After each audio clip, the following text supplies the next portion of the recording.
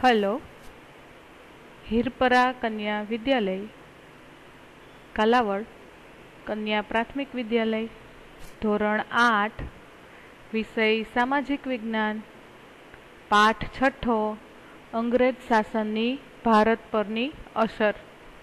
આપણે આગળના પાઠ જોયા એમાં દરેક વિદ્યાર્થીઓને ખ્યાલ જ હશે કે 18મી સદી સુધી જે ભારત પોતાની સમૃદ્ધિ અને એની સાથે છે એક અજોડ આપણે જેને કહીએ કે એનો જે વારસો હતો છેક 18મી સદી સુધી છે એ યથાવત રહ્યો છે. અને ત્યાર પછી જે અંગ્રેજો છે જે ભારતમાં ખાલી વેપાર અર્થે જ આવેલા હતા અને ધીમે ધીમે કરી અને પોતાનો પગ પેસારો છે એ રીતે કર્યો કે 100 વર્ષના શાસનકાળ દરમિયાન જે ભારતની જે સામાજિક બધી વ્યવસ્થાઓ હતી એ દરેકે દરેક છે એ પડી ભાંગેલી હતી. આપણે પાઠ તરફ નજર કરીએ અને પાઠને સમજીએ. દરેક વિદ્યાર્થી મિત્રો જ્યારે જ્યારે પાઠ સમજો છો ત્યારે દરેકને મારી વિનંતી છે કે તમારી પાસે પાઠ્યપુસ્તક છે જ તો એને તમારી સાથે જ રાખજો અને ખુલ્લું રાખજો, કેમ કે અમુક પ્રશ્નના જવાબ છે બરાબર, જે તમે લોકો એક એક વાક્યના પ્રશ્નના જવાબ, જે વિકલ્પવાળા પણ પ્રશ્નના જે બધા જવાબો છે એ તમે લોકો એમાંથી છે તમને સરળતાથી મળી રહે એટલા માટે આપણે પાઠની શરૂઆત કરીએ. દરેક વિદ્યાર્થી મિત્રો છે એ પાઠ્યપુસ્તક ખોલી અને એમાં ધોરણ પાઠ 6 છે એ કાઢો. એટલે દરેક વિદ્યાર્થી મિત્રો છે એ અમુક જ્યાં હું કહું છું ત્યાં તમે લોકો અંડરલાઈન પણ સાથે કરતા જજો. અરુણા વહેલી સવારે ધ્યાનથી સમાચાર પત્ર વાંચતી હતી ત્યારે તેની પુત્રી પૂર્વા બાજુમાં બેસીને ગૃહ કાર્ય કરતી હતી. અરુણા મોટેથી વાંચતા બોલી કે લીબિયામાં ક્રાંતિ. આ સાંભળી અને પૂર્વાને પ્રશ્ન થયો કે મમ્મી, લોકો શા માટે છે એ ક્રાંતિ કરે છે? અરુણાએ જવાબ આપ્યો, જો બેટા, લોકોની જરૂરિયાત છે એ ન સંતોષાય અને લોકો આર્થિક રીતે છે એ પાયમાલ બને છે ત્યારે લોકો છે એ ક્રાંતિ તરફ વળે છે, બરાબર. એટલે કે એની જરૂરિયાત છે લોકોની એ જ્યારે સંતોષાતી નથી ત્યારે લોકો છે એ શું કરે છે તો કે ક્રાંતિ તરફ છે એ લોકો આગળ વધે છે. આપણા દેશમાં અંગ્રેજ શાસન સમયે ભારતમાં લોકોની પરિસ્થિતિ છે એ ખૂબ જ કેવી બની ગઈ હતી? કંગાળ, એકદમ દયનીય છે એ પરિસ્થિતિ આખી બની ગઈ હતી. ત્યારે આવું થયું હતું. ચાલ તને હું તે સમયના ભારતીય જીવન એટલે કે કેવું હતું એના વિશેની વાત છે એ કરે છે. ભારતની આર્થિક સમૃદ્ધિ છેક 18મી સદી સુધી છે એ શું રહી હતી? યથાવત રહી હતી. એટલે કે વિશ્વના દરેક દેશોમાં છે એ ભારતની આર્થિક સમૃદ્ધિના લીધે છે એ આપણો ભારત દેશ છે એ ઓળખાતો હતો. ઔરંગઝેબના અવસાન બાદની અરાજકતા મીન્સ અંધાધૂંધી જે સર્જાઈ હતી તે પણ એમ કે અંગ્રેજ લોકોને છે એ નુકસાન પહોંચાડી ન હતી. વિશ્વના ઇતિહાસકારોએ પણ કબૂલ્યું છે કે 18મી સદી સુધી ભારતની ઉત્પાદનની જે પદ્ધતિ હતી તેના ઉદ્યોગો અને વેપાર વાણિજ્યનું સંગઠન છે એ કેવું હતું? અજોડ હતું, બરાબર છે. છેક કે છેક 18મી સદી સુધી છે, બરાબર છે, કે વિશ્વની હરોળમાં, બરાબર, કે જે ભારતની જે ઉત્પાદન પદ્ધતિ તેને વેપાર ઉદ્યોગો, બરાબર, એ કેવું હતું તો કે એકદમ અજોડ હતા. એ જ ભારત દેશ છે એ 100 વર્ષના, એટલે વિદ્યાર્થી મિત્રો ધ્યાન આપજો કે ભારત દેશ છે એ 100 વર્ષના અંગ્રેજ કંપનીના શાસનમાં તદ્દન છે એ કેવું બની ગયું હતું? તદ્દન કંગાળ બની ગયું અને સાવ પાયમાલ બની ગયું હતું કે એમની પાસે છે એ કાંઈ રહ્યું જ હતું નહીં. અને દરેકની પરિસ્થિતિ છે કેવી થઈ ગઈ હતી? એકદમ દયનીય, સાવ ગરીબીમાં છે એ લોકો આવી ગયા હતા. જે ઇંગ્લેન્ડના માટે કાચો માલ પેદા કરનાર અને તેના કારખાનામાં તૈયાર થયેલા જે માલનું છે એ કેવું બન્યું હતું? એકદમ જે વિશાળ છે એ શું બની ગયું હતું? એનું બજાર બની ગયું હતું, બરાબર. 18મી સદી સુધી છે એ ભારત છે એ નાના મોટા ઉદ્યોગોની સાથે જોડાયેલું હતું અને કાચો માલ પણ છે એ પોતે ઉત્પન્ન કરતું હતું તો કે એના છે કે ઇંગ્લેન્ડના માટે કાચો માલ પેદા કરનાર અને તેના કારખાનામાં તૈયાર થયેલા માલનું છે એ શું બની ગયું હતું? એકદમ એટલે કે ખૂબ મોટું બજાર છે એ બની ગયેલું હતું. બરાબર. ત્યાર પછી છે કે અંગ્રેજ શાસન સમયે ખેડૂતો અને ખેતી. બરાબર છે. આપણે જોઈએ કે બંગાળ, બિહાર અને ઓડિશામાં દીવાની સત્તા મેળવ્યા પછી અંગ્રેજોને પોતાની આવક વધારવાનું એક શું મળી ગયું હતું? તો કે એક વિશાળ ક્ષેત્ર છે એ મળી ગયું હતું. કોને? તો કે અંગ્રેજોને પોતાની જ આવક વધારવી હતી, માટે થઈ અને એને એક વિશાળ ક્ષેત્ર છે એ મળી ગયું હતું. ખેડૂત વર્ગ અને ખેતીવાડીના ભોગે તેઓ વધારેમાં વધારે છે એ મહેસૂલ ઉઘરાવવા લાગ્યા હતા. પરિણામે જે ખેડૂત વર્ગ હતો એ શું બની ગયો હતો? તો કે ખેડૂત વર્ગ છે એ સાવ પાયમાલ થયો અને ઘણી વખત તો ઘરના દાગીના વેચીને પણ ખેડૂતો છે એ મહેસૂલ ભરી શકતા નહીં. પરિણામે તેમની જમીન વેચી નાખવામાં આવતી હતી. ખેડૂતોની ઘણી ખરી જમીન છે એ શેમાં ડૂબી ગઈ? તો કે દેવામાં છે એ ડૂબી ગઈ હતી. બરાબર. દેવામાં ડૂબી ગઈ મીન્સ ઘણી વખત છે એ લોકોને મહેસૂલ ભરવાનું થાય અને એમની પાસે ન હોય તો એમ કે એને જમીન છે એ લોકો મહેસૂલ તરીકે આપી દેતા હતા. કેટલાક ખેડૂતો છે એ શાહુકારોની ભારે વ્યાજ પ્રથાનો છે એ ભોગ બની અને શું બની ગયા હતા? સાવે સાવ પાયમાલ બની ગયા હતા. ખેતીવાડી છે એ સાવ શું થઈ ગઈ હતી? તો કે ભાંગી પડી. તેમાં ઈસવીસન 1770 છે એ બંગાળમાં દારૂણ દુષ્કાળ છે એ પડ્યો હતો. બરાબર. તો કે ભૂખમરાના કારણે છે એ લાખો લોકો છે એ મરી ગયા અને કોર્નવોલિસ નામના ગવર્નર જનરલે છે એ કાયમી જમાબંધી છે, આ યાદ રાખજો, કાયમી જમાબંધી નામની મહેસૂલ પદ્ધતિ છે એણે શું કરી હતી? અમલમાં મૂકેલી હતી. બરાબર છે. આ પદ્ધતિ અનુસાર કંપનીએ દર વર્ષ માટે જમીનનું છે એ શું કરી નાખ્યું હતું? એનું જે મહેસૂલ જે ભરવાનું હતું એટલે કે અમુક રકમ છે, અમુક પૈસા છે જે એ લોકોને સોંપવાના હોય એના માટે થઈ અને નક્કી કરી નાખ્યું હતું. જમીનના કાયમી હક જમીનદારોને જ. બરાબર. કે જમીનનો જે કાયમી હક છે એ કોને આપવામાં આવતો હતો? તો કે જમીનદારોને જ આપવામાં આવતો. એટલે કે કંપનીએ પોતાની આવક છે એ નિશ્ચિત બનાવી અને પોતાની પડખે ઊભો રહે એવો એક શું કરી નાખ્યો? તો કે એક જમીનદાર વર્ગ છે એ ઊભો કર્યો હતો. સામે ખેડૂત છે એ શું કરતો હતો? તો કે તનતોડ છે એ પોતે મહેનત કરે, તાઢ તડકો સહન કરી એટલે કે વેઠી જમીન ખેડી અને પાક છે એ પેદા કરતા અને દરેક ખેડૂતોનું છે શું થતું હતું? શોષણ થતું હતું. બરાબર છે. બરાબર. તમે આ ચિત્રમાં જોઈ શકો છો કે ખેડૂતોની કેવી સ્થિતિ છે. બરાબર. જો બરબાદ થયેલો ખેડૂત વર્ગ. બરાબર. કે દરેક વખતે છે એ અંગ્રેજો છે એ કાંઈ કાંઈ કરી અને ખેડૂતોની સ્થિતિ છે એ ખૂબ જ દયનીય અને ભૂખમરા જેવી હાલત છે એ અંગ્રેજોએ કરી નાખેલી હતી. બરાબર. ત્યાર પછી આવે છે કે સમાજ જીવનને લાગ્યું ગ્રહણ. જ્યારે ખેડૂત વર્ગ છે એ સાવ બરબાદ થઈ જાય છે, બરાબર, એ સાવ પાયમાલ થઈ જાય છે, ત્યાર પછી જે સમાજ જીવન છે એની પરિસ્થિતિ છે જે કેવી છે, બરાબર, એના તરફ આપણે જોઈએ.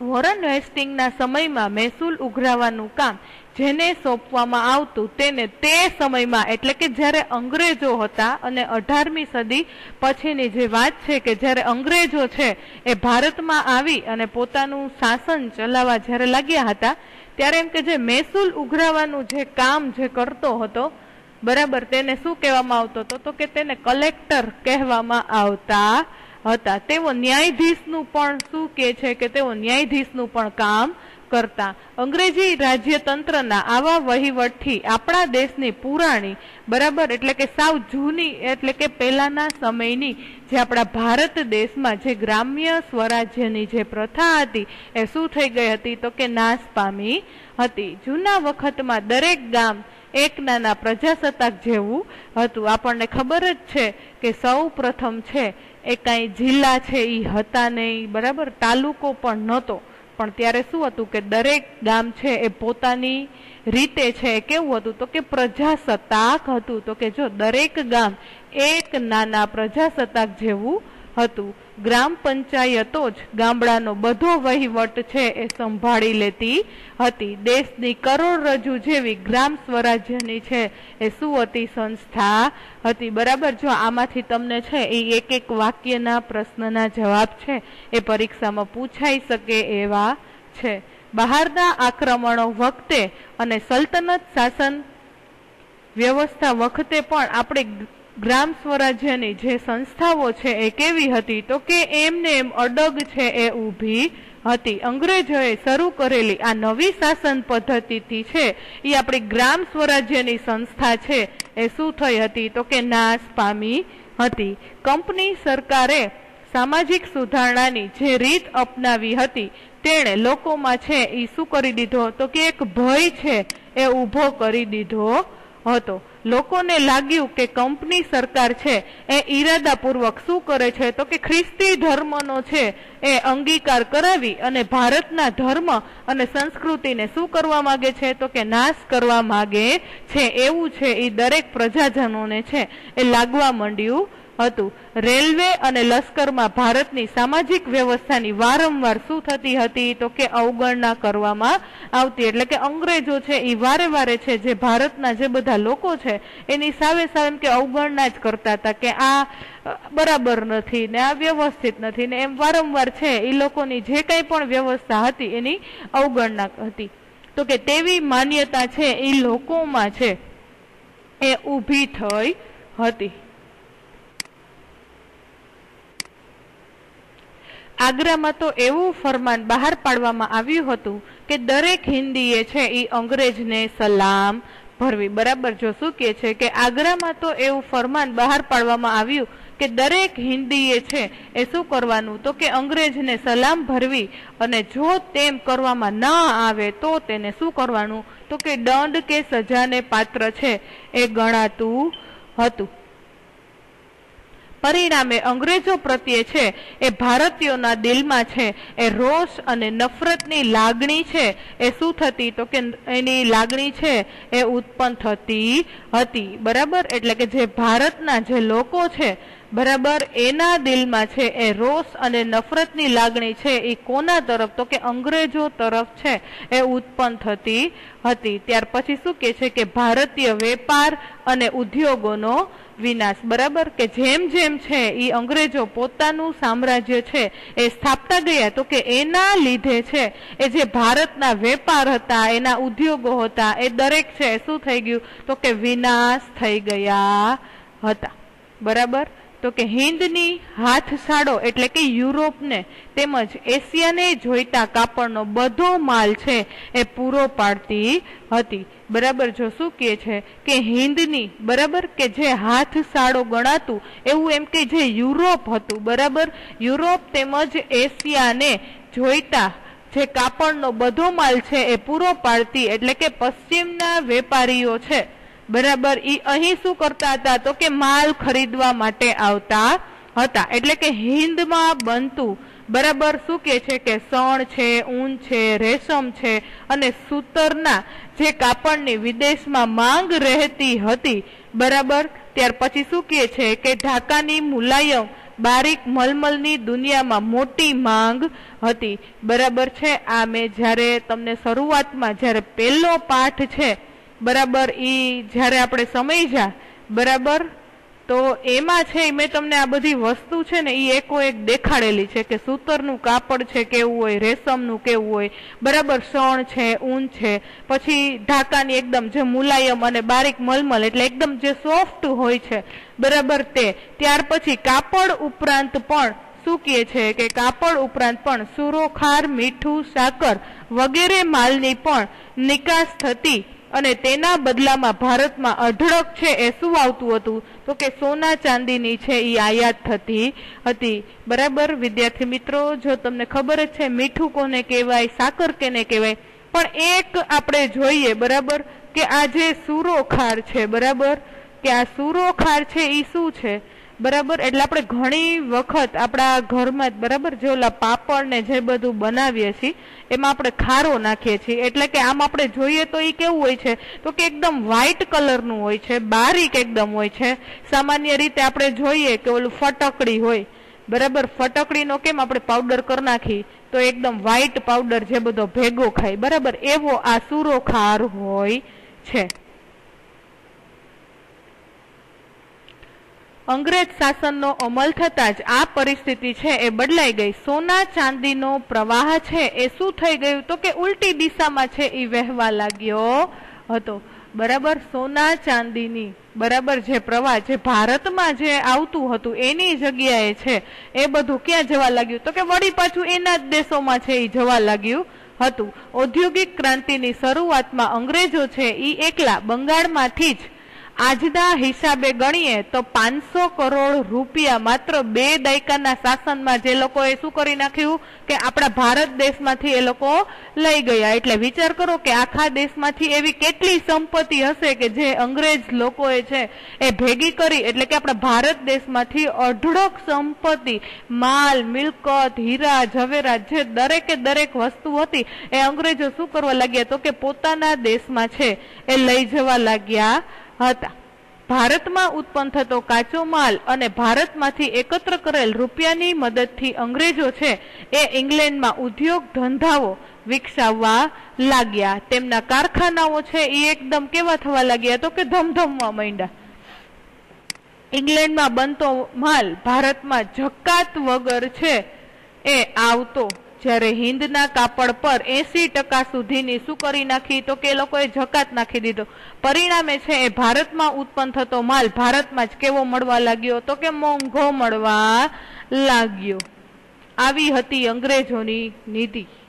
આ હરીફાઈમાં ભારતીય હસ્ત ઉદ્યોગ બરાબર એટલે કે જે નાના નાના જે ઉદ્યોગ ધંધાઓ છે તે બરાબર અને ઉદ્યોગ ધંધા છે એ ચાલી શક્યા नहीं। आ अंग्रेज नीति ना कारणे कापड़ बनाववाना एटले के धातुना अने काचना कागळना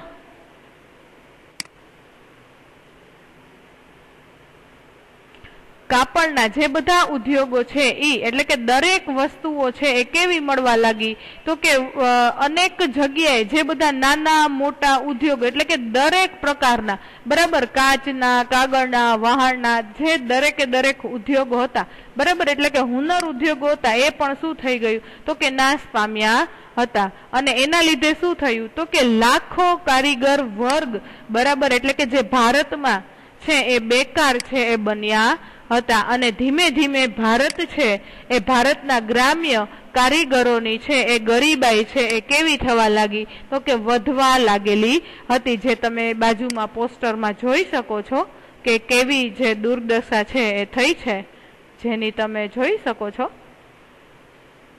ચાલો ત્યાર પછી આવે છે સુધારાઓ તરફ શંકા। વિલિયમ બેન્ટિકે જ્યારે ભારતમાં ગવર્નર જનરલ બની અને આવ્યો ત્યારે ઇંગ્લેન્ડમાં ઉદાર વિચારસરણીનો ધીમે ધીમે છે એ શું થવા લાગ્યો હતો એનો ફેલાવો થતો હતો। આ ફેરફારની થોડી અસર છે એ હિન્દ સુધી પહોંચી। અંગ્રેજો શાસક પ્રજાના જીવનમાં રસ લેવા લાગ્યા। થોડા ઘણા લાભકારક સુધારા કરી અને વિલિયમ બેન્ટિકે પ્રમાણમાં વધારે છે એ માન પામ્યો હતો। બેન્ટિકે કંપનીના વહીવટમાં ભારતીયોને સ્થાન આપ્યું। અદાલતમાં ન્યાય માગવા આવનારને પોતાની એટલે કે માતૃભાષાનો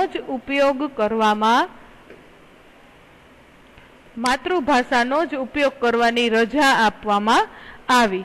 રાજા રામમોહન રાય અને બીજા સુધારકો સતી થવાનો રાક્ષસી જે રિવાજ હતો બરાબર એ પણ છે એ બંધ કરાવવા ઘણા વખતથી પ્રયાસ કરી રહ્યા હતા અને બેન્ટિકે આ સુધારકોની વિનંતી છે બરાબર ધ્યાન રાખજો બધાય વિલિયમ બેન્ટિકે આ સુધારકો છે એની વિનંતી સાંભળી અને સતી થવાનો જે રિવાજ છે એ અટકાવતો એક કાયદો છે એ ક્યારે અમલમાં મૂક્યો તો કે 1829 માં અમલમાં મૂક્યો હતો। બેન્ટિકના સમયમાં અંગ્રેજ અમલદારો છે એ ભારતનો સુધારક વર્ગ છે એ એમ કે ઈચ્છતો હતો।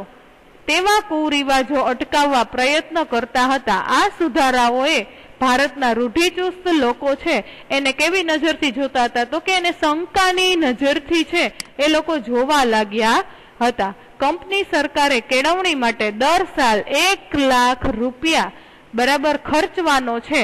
એટલે કે શું કર્યું હતો તો કે એનો ઠરાવ છે બરાબર, એનો કાયદાઓ છે એમ કે નક્કી કર્યો હતો, પરંતુ એનો અમલ છે એ થતો ન હતો। છેવટે બેન્ટિકના સમયમાં છે એ શેની રચના થઈ તો કે શિક્ષણ સમિતિની રચના થઈ। તો કે ક્યારે તો કે ઈસવીસન 1834માં મેકોલોએ નામના એક અંગ્રેજ ધારાશાસ્ત્રીએ છે એ કોની શરૂઆત કરી હતી તો કે અંગ્રેજી કેળવણીનો વિચાર છે એ એને આવ્યો અને મેકોલોએ શરૂ કરેલી જે શિક્ષણ પદ્ધતિની જે હિન્દી યુવાનોને છે એ જોઈતો તેવો લાભ પણ ન મળ્યો। પોતાના પૂર્વજોએ વિકસાવેલી પ્રાચીન વિદ્યાઓ છે બરાબર, એટલે કે જે શરૂઆતનો જે ભારત દેશ હતો એમાં બધા છે એ પ્રાચીન વિદ્યા એ શીખવાનો લાભ છે એ ભારતીયો છે એ શું કરવા લાગ્યા તો કે ગુમાવવા લાગ્યા હતા। કોના લીધે તો કે અંગ્રેજી કેળવણી છે એ શરૂ થઈ હતી માટે। તો કે આ શિક્ષણ પદ્ધતિનો છે એ શું કરવા લાગ્યા હતા, દરેક લોકો વિરોધ કરવા લાગ્યા હતા। અને છેક જે મહાત્મા જે ગાંધીજી છે બરાબર, તો એ તો એને છે શું કહેતા હતા તો કે અંગ્રેજી કેળવણી એટલે કોની તો કે ગુલામીની કેળવણી છે એ એમ કે કહેતા હતા। પછી તો 1857માં યુનિવર્સિટીઓની સ્થાપના થઈ। અંગ્રેજી શિક્ષણથી અંગ્રેજોને જોઈતા અને ભણેલા કર્મચારીઓનો છે એ શું થવા લાગ્યો તો કે એને લાભ મળવા લાગ્યો। તેમ છતાં ભારતીયોએ છે એ શિક્ષણ મેળવવા લાગ્યા અને તેમાંથી સ્વાતંત્ર્ય માટે થઈ અને શું કર્યું તો કે એક દરેકના મગજમાં છે એ રાષ્ટ્રવાદી જે માનસ છે એ ઘડાવા લાગેલું હતું। એટલે કે જે અંગ્રેજી શિક્ષણની જે આ શરૂઆત છે એ મેકોલો નામના ધારાશાસ્ત્રીએ કરેલી છે બરાબર। એટલે ખાસ બધાય ધ્યાન રાખશે। ઔદ્યોગિક ક્રાંતિના કારણે કારખાનાઓને છે એ ધમધમતા રાખવા અને માલની હેરફેર માટે છે એ વાહન વ્યવહારની અને સંદેશાની માંગને પહોંચી વળવા છે એ નવા નવા યંત્રોની છે એ શોધ થવા લાગી। હિન્દમાં પણ તેનો ઉપયોગ છે એ કરવામાં આવે તો આપણા વેપારને છે શું થશે તો કે લાભ મળશે, તેમજ લશ્કરી અંકુશ પણ શું કરાશે તો કે રાખી શકાશે। આ પ્રકારના હેતુથી ભારતમાં છે એ શેની શરૂઆત થઈ તો કે ભારતમાં છે એ રેલવેની શરૂઆત છે એ કરવામાં આવેલી હતી। ભારત જેવા વિશાળ દેશના દરેક ભાગ પર એટલે કે ચાંપતી નજર છે એ રાખનાર એટલે કે પરદેશી રાજ્યોને છે એ સંદેશા આપવા માટે જરૂર જણાતા ઈસવીસન 1854 થી આ દરેક વિદ્યાર્થી મિત્રો છે એ આ ખાસ સાલ છે એ ધ્યાનમાં લેશે બરાબર। પરીક્ષામાં તમને આના પ્રશ્ન જવાબ પણ છે પૂછાઈ શકે છે બરાબર, કે 1854 થી ટપાલ અને તાર સંદેશાની આધુનિક પદ્ધતિ અપનાવવામાં આવી। સાથે સાથે દેશમાં છે એ છાપખાના અને વર્તમાન પત્રોનો વ્યાપ પણ શું થવા લાગ્યો તો કે વધવા લાગ્યો હતો। આમ બ્રિટિશ શાસનના સુધારાઓ અંગ્રેજોના હિત માટે હતા। તેમ છતાં છે એ રાષ્ટ્રવાદના ઉદ્દેશ માટે એ ભારતીયો માટે છે એ કેવા બની ગયા હતા તો કે આશીર્વાદ રૂપ બન્યા હતા। તો કે અંગ્રેજી કેળવણી પામેલો જે વર્ગ હતો તો કે એ શું થયો તો કે વિશ્વના જે દરેક પ્રવાહો છે એનાથી માહિતગાર થયો કે જેણે દેશમાં એટલે કે સમાજમાં સુધારણા અને રાષ્ટ્રીય જાગૃતિના જે કંઈ પણ કાર્ય જે કરેલા હતા એમાં ખૂબ અગત્યની ભૂમિકા છે એ ભજવી હતી। તો કે તેમાં છે વર્તમાન પત્રો, તાર, ટપાલ અને રેલવે થી છે એ ભારતના લોકો છે શું થયા તો કે એકબીજાથી છે એ નજીક આવ્યા હતા।